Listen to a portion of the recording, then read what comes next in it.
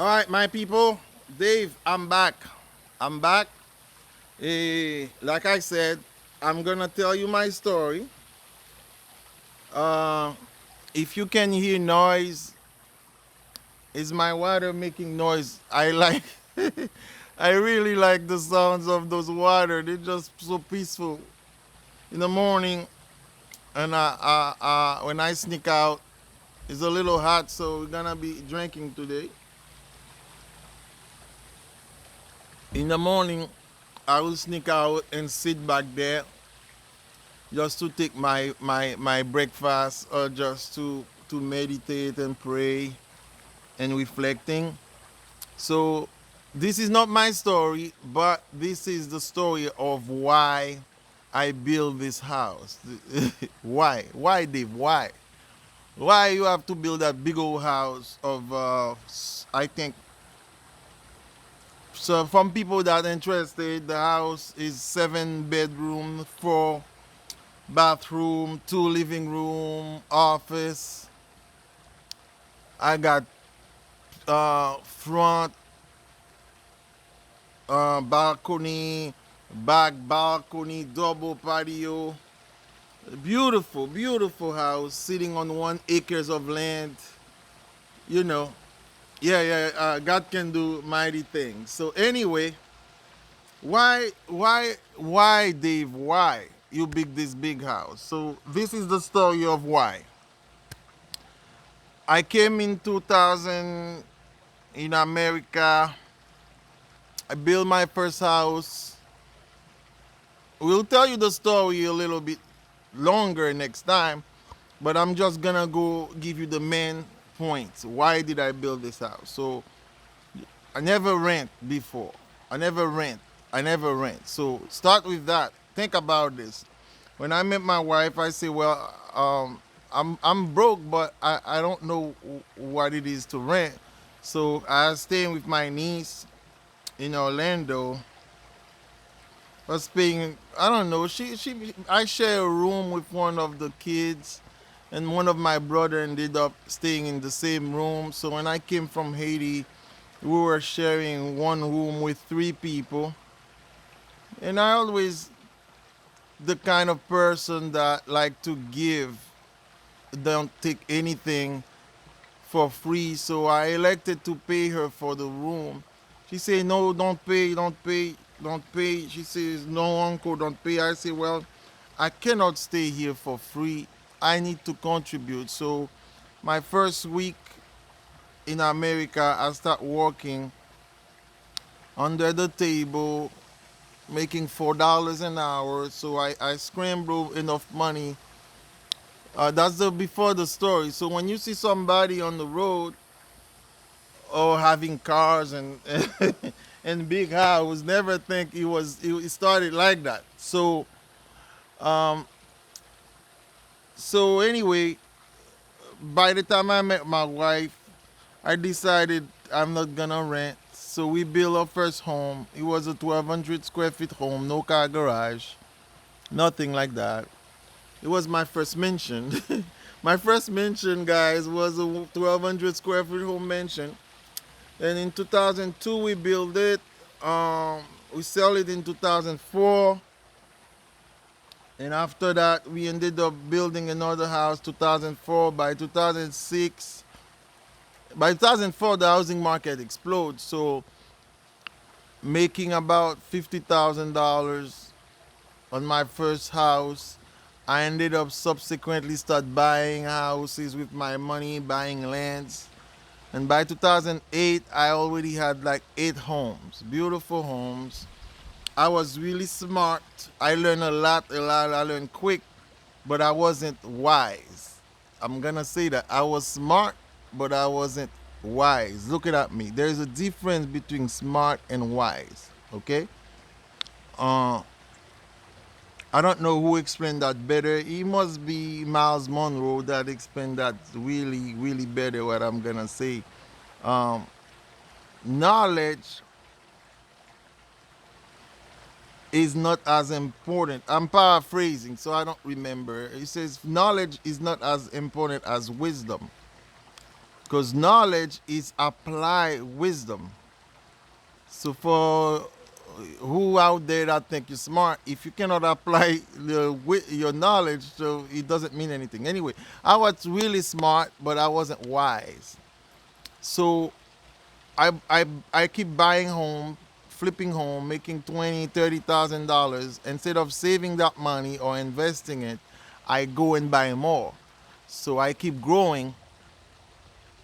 I'm gonna say something later on another video about that. Because I see a lot of people now, a lot of rich folks keep telling you, uh, don't save your money or keep investing and keep getting bigger. I try, trust me. It's only work when the economy is going up. So they tell you debt is good, go get bigger debt. I think I heard Grant Cardone. Most respect to Mr. Grant Cardone. I'm not trying to talk bad about a billionaire, but Grant Cardone, when he talk, if you don't pay attention, you'll miss what he's trying to say. You will think he tell you go ahead and buy as the biggest investment property and keep leveraging and get bigger, get more debt. All this thing is great when the market is going up because the debt you have 2 years ago, 2 years from now, the debt can worth 3 times more than what you pay, and then you can get more debt and get bigger. All this thing is predicated on the idea that the market will go up and then your value will increase.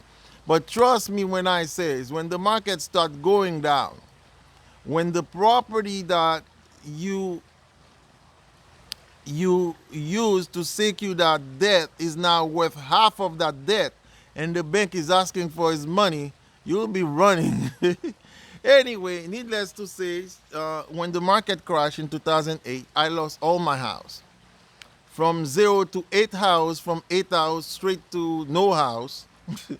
Well, I'm not going to say no house, but straight to bankruptcy. And I had to file for bankruptcy. That's another story. We'll talk about that another time. But I had to file for bankruptcy. But when you grow up with nothing, you got everything and you lose everything again. It's not that bad. But what has break my heart over time, my wife never complained about stuff like that. Me and my wife. Got a beautiful wife, been married for 20 years. But what I have noticed that every time we go to some friend's house that live in a two-story home, I have 3 daughters. They were very little. They always say, "Oh, Daddy, look at a beautiful home. Look at this. Look at how they keep going up the stairs. Kids keep going up the stairs." And then my son always in the background. My son is my firstborn. He's 19 years old now. He's always telling my daughter, "Listen, man, Daddy used to have a bigger house like that." And then they say, "Well, we don't know it." He says, "Daddy used to have a big house. My closet used to be bigger than your room and stuff." And then my daughter always like, "Well, we never there. We didn't know." So every time that happened, it strike a chord in my heart. And I says, one day I'm gonna build a bigger house, 2 times the size of 3 times the size of any house I had, and then this house will make my wife and my son forget about all the house that we lost. So there you go. And one day I was just laying on my bed, and I can hear in a still quiet moment says, "You're gonna build a house. You're gonna build a house." I'm like, okay, okay. So my wife was laying next to me. So I tell her that, okay, um, let's fantasize about the idea of building a house. So I tell her, if money wasn't the problem right now, what kind of house will we build? Now, when I was talking to her that night, I probably have in my bank account at that time saving probably $2,000, maybe 3,000. So I tell her, since we don't have no money, and then we filed for bankruptcy, so if if we had to build a house right now, what house? Well, most people, trust me, if you haven't filed for bankruptcy, you have no idea what I'm talking about. Ask Disney World, ask Walt Disney, he'll tell you. I think this guy filed for bankruptcy 7 times. Have 2 or 3 nervous breakdown before he finished building Disney. So I dare again to dream the next house. This one is all mental because we have no money, we have no credit. The bank doesn't want to talk to us. They don't want to even, if I move around, like, who would like to say that? I think it's Les Brown. Les Brown said he was so broke, if he walked through next to a bank, he tripled the bank alarm. So I said, I was so broke, so let me just dream one last time. This one's gonna go in willpower because I tell, if I have no money, so then I can dream freely because my dream is no longer based on what I have, my knowledge, my money, nothing. My dream is based on the idea God is great, and if we're gonna build a house, what kind of house that we want. I feel like it was the best way to dream because now you dream unlimited. You can dream regardless of your resources. So what I'm saying today, before we start moving and building your own house, give you the steps.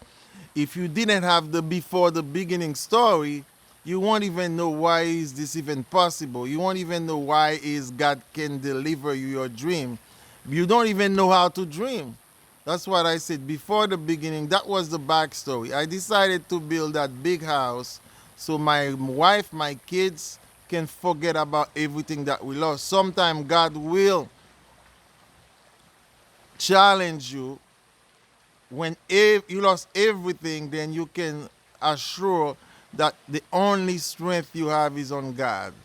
I know not everybody that's listening to this believe in God or a Christian or everything, but trust me, you can call it the way you want. God, the universe, the atmosphere. I don't know how you call it, but the body, the person, the mind, the intelligence that put all this together, he's for you, is with you. He's a dream maker. He's a dream builder. So that's why you see the name of the channel. You dream it, you build it. End of story. You dream it, you build it. I'm here to provide you the step. Let's go. Chill. Next time you're gonna see the videos, we're gonna go into detailing a little bit more, a little bit patient with me. I'm gonna try to keep it up before less than 15, guys. I can talk from here to Nashville. I'm in Florida, trust me. I can hear from here. I can talk from here all the way up to Canada. It never stops. So don't push me. Don't push me. I'll talk to you. God bless you guys.